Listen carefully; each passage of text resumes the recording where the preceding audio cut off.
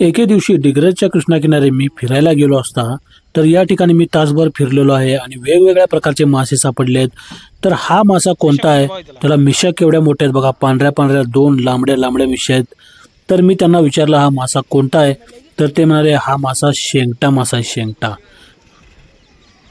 हे पहा, तुम्ही पाहू शकता. आणि त्याचा कलर किती ब्राईट आणि एकदम खालून पांढरा वरून काळा. आणि तुम्ही डोळे पाहिला तर आश्चर्य करशीला. तर डोळे त्याचे निळसळ आकाराचे आहेत. जवळ नंतर घेऊन मी तुम्हाला दाखवेनच. तर शेंगटा नावाचा मासा आहे हा. आणि मी विचारलं त्यांना की सुटला बघा, स्वतःहून सोडून घेतला त्यानं. पण या व्यक्तीला विचारलं मी, मासा पकडणाऱ्याला, की तुम्हाला किती दिवसातनं हा मासा सापडला की तुम्ही, कारण ते निळ्या डोळे, निळसळ निळसळ डोळे आहेत बघा त्याचे. आणि हेड देखील सापासारखं चपटा आहे. मी त्यांना विचारलं की तुम्हाला किती दिवसात सापडला, कारण ते देखील स्वतः आश्चर्य करायला ते की शेंगटा सापडला, शेंगटा सापडला असं म्हणाल ते. ते म्हटले मला 3 वर्षात आज पहिल्यांदा सापडला शेंगटा मासा. असा प्रकारे हा शेंगटा मासा आहे. आणि या ठिकाणी आता त्यांनी निळे डोळे कसे आणि ते मिशा किती बघा त्याला, शेंगटा. तर हा शेंगटा नावाचा मासा आहे. याचं नाव शेंगटा का ग्रामीण भागातलं नाव आहे. आता यांनी काय करणार, याला पिशवीत घालणार इथे, म्हणजे पाण्याच्या प्रवाहामध्ये सोडणार. म्हणजे नुसतं फ्रेश राहण्यासाठी, त्याला जिवंत राहण्यासाठी नुसतं त्याला खाली पाण्यामध्ये सोडणार. एक मुलगी म्हणू लागली की बाबा त्याने बघा बाबा पाण्यात का टाकल्यात त्यांनी, परत पकडला. आणि तर पाण्यात त्याने टाकतात यासाठी की फ्रेश राहण्यासाठी फक्त. या ठिकाणी पाण्यात त्यांनी सोडलेलं आहे. ही गाडीवरली मुलगी म्हणाली की बाबा त्यांनी पाण्यात कसं काय मासा सोडायला पकडून. तर नाही, ती फ्रेश राहण्यासाठी त्यांनी आता पाण्यात घालून ठेवणार. कारण की उशीरभर तसंच मासा पाण्यात जिवंत राहतो आणि घरी जाताना त्याला घेऊन जायचा आणि खायचा. अशा प्रकारे हा शेंगटा नावाचा मासा हा कधी मला दिसला नव्हता, तर हा या ठिकाणी दिसला. नंतर अजून पुढे देखील 2-3 प्रकारचे वेगवेगळे मासे सापडलेत, त्याचा भाग देखील आहे.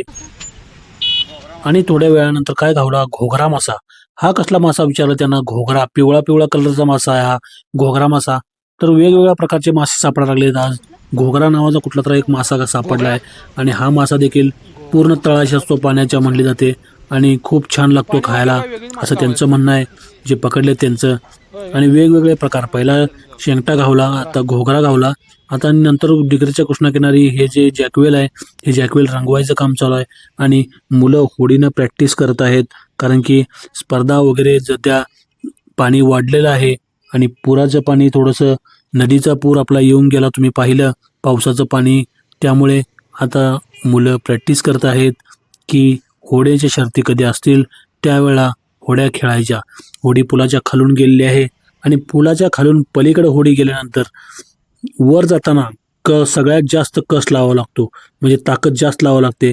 कारण खाली येताना पाण्याच्या प्रवाहाने होडी खाली येते, पण वर जाताना ताकद लावावी लागते. हो का, या ठिकाणी चालले आणि बरोबर मधून न जाता ते कडेकडेनं चालले आहेत. होडीचा हा सराव सर्वात जास्त व्यायाम करणारा आहे, मसलचं काम असतं. आणि आपण ज्या ठिकाणी बसलेलो असतो त्या ठिकाणी तर कंटिन्यू प्रेशर पडून या ठिकाणी सालटे निघले म्हणल्याचं कातड निघलं जातं, हाताचं कातड निघलं जातं आणि सीटचं देखील कातड निघलं जातं. का तर कंटिन्यू प्रेशरनं पाणी मारलं लागतं. म्हणून मधून न जाताना, येताना ते मधून खाली आले, पण जाताना कडकडनं जातात, कारण की इतकं प्रेशर लागते पाण्याला आणि ओढायला देखील ताण लागतो. आता पुन्हा कुठला सापडला मासा? अरे, हे काहीतरी वेगळा साप सापडला काय? नाही, हा साप नाही आहे. अरे, जमिनीवर आपटून त्याला मार लागलेत.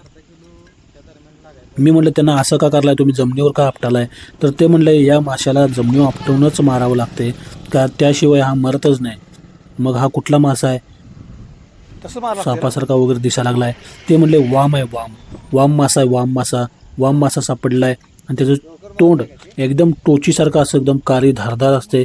आणि पाठीमागे पोहण्यासाठी पाण्यामध्ये त्याला किती अशी कशी पाठीमागे रचना असते बघा, सापासारखी अशी पतवारसारखी असते, अशी मस्तपैकी. किती भारी पाण्यात पोहत असेल असा, एकदम रेबीन हल्ल्यासारखा. तोंड बारीक आहे, सापासारखं आहे.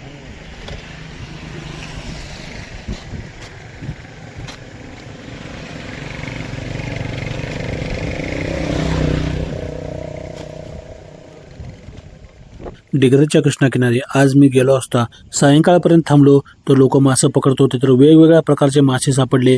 आपण ऐकले वेगवेगळ्या प्रकारचे मासे, हे आपण रोहू, कटला वगैरे ऐकलंच आहे. पण हे शेंगटा शिवाय घोगरा अशा प्रकारचे मासे हे मात्र आपल्याला नवीनच दिसले इथे. आणि या ठिकाणी डिग्रजच्या कृष्णाकाठी हे पाहून मी आता घराकडे चाललेलो आहे. आणि डिग्रजच्या कृष्णाकिनारी माझा डिग्रजचा कृष्णाकाठ या चॅनलवर वेगवेगळे भाग येत असतात. आकाशात देखील बघा वटवागळे उडत आहेत आणि आकाशात माशाच्या खवल्यासारखा देखील आकार तयार झालेला आहे. तर वेगवेगळे भाग येत असतात. तुम्ही पाहत चला, तुमच्या मित्रांशी देखील शेअर करा आणि डिग्रजच्या कृष्णाकिनारी जे काय होतंय ते मात्र नक्की शेअर करत चला. चला, खुश राहा, सुरक्षित राहा. धन्यवाद.